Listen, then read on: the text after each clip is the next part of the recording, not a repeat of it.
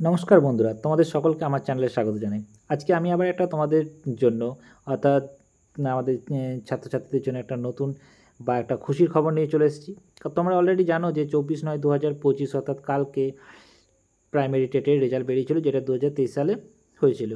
এবং সেখানে দেখতেই পেয়েছো যে বা দেখতে পাচ্ছি আমরা সবাই যে 100%-এর মধ্যে 2.5% ছাত্রছাত্রী ওখান থেকে পাস করেছে, প্রায় 6,500 মতো।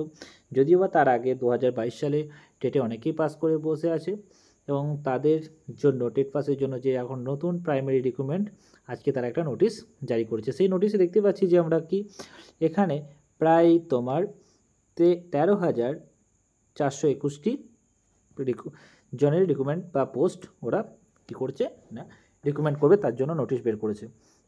এখানে দেখতেই পাচ্ছ যে তোমরা কি না 13,421 জনের জন্য তারা বের করেছে, রিক্রুটমেন্টের জন্য নোটিশ বের করেছে। এবং তারপরে দেখতে পাচ্ছ যে নেম অফ দ্য পোস্ট, এখানে দেখতে পাচ্ছ কী কী পোস্ট আছে। পোস্ট বলতে বুঝতেই পারছো এটা প্রাইমারি স্কুলের জন্য, তার জন্য assistant teacher of primary school.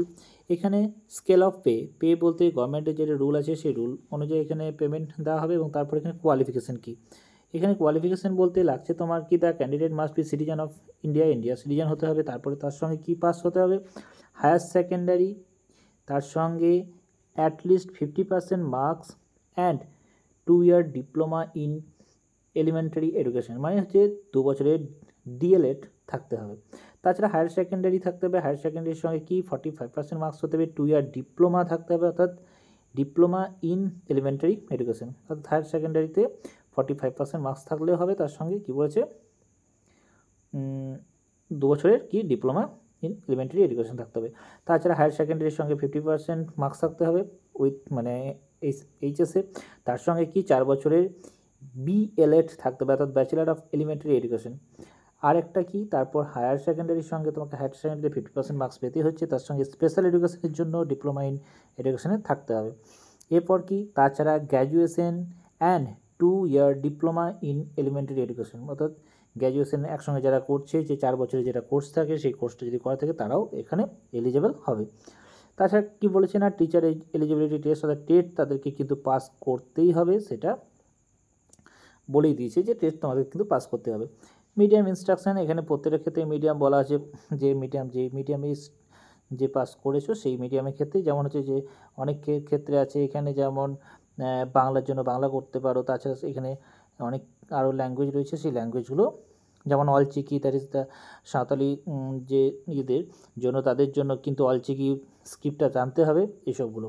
এবার আসছে কি এজের জন্য কি এদের এজ যে লাগবে সেটা হচ্ছে মিনিমাম লাগবে 18 years old আর ম্যাক্সিমাম 40 years old। তাছাড়া কিছু কিছু ক্ষেত্রে এজ রিল্যাক্সেশন মিলবে, যেমন হচ্ছে এসসি এসটি ওবিসিদের জন্য কিছুটা হলেও এজ রিল্যাক্সেশন এখানে মিলবে। এরপরে যেটা আসছি যে সিলেকশন প্রসিডিওর বা যার প্যারামিটারটা আছে, যেটা হচ্ছে 50 মার্কসের উপর ভ্যারি করছে, সেটা পরে আসছে। এখানে দেখতেই পাচ্ছ মাধ্যমিকের জন্য তাদেরকে দেওয়া হবে 5 মার্কস, তার সঙ্গে কি হায়ার সেকেন্ডারির জন্য 10 মার্কস, অর্থাৎ ম্যাক্সিমাম মার্কস এটা ক্যারি করছে। তারপর হচ্ছে টেটের জন্য হচ্ছে 5, তারপর এক্সট্রা কারিকুলার অ্যাক্টিভিটিস যদি থাকে তাহলে সেটার জন্য 5, তারপর ইন্টারভিউ না হবে যার জন্য থাকছে 5 নম্বর, এবং অ্যাপটিটিউড টেস্ট সেটা জন্য হচ্ছে 5 নাম্বার। টোটাল হচ্ছে 50 নাম্বারের জন্য, 50 নাম্বারের মধ্যে এটা মেরিট লিস্ট তৈরি করবে এবং তারপর তাদেরকে সিলেকশন করবে। যদি বা এটা কি করে, এটা করা হয় ডিস্ট্রিক্ট প্রাইমারি স্কুল কাউন্সিল থেকে, এটা করা হয়, অর্থাৎ ডিপিএসসি থেকে এটা করা হয়ে থাকে, অর্থাৎ প্রাইমারি স্কুল কাউন্সিল বা পিএসসি আন্ডারে ওটা কিন্তু সিলেকশন করে থাকে। এবার বলি যে অ্যাপ্লিকেশন ফিটা, এখানে অ্যাপ্লিকেশন ফি বলতে জেনারেলদের জন্য নেওয়া হবে 600 টাকা, তাছাড়া ওবিসিদের জন্য নেওয়া হবে 500 টাকা, এসসি এসটি তাদের জন্য নেওয়া হবে 300 টাকা করে।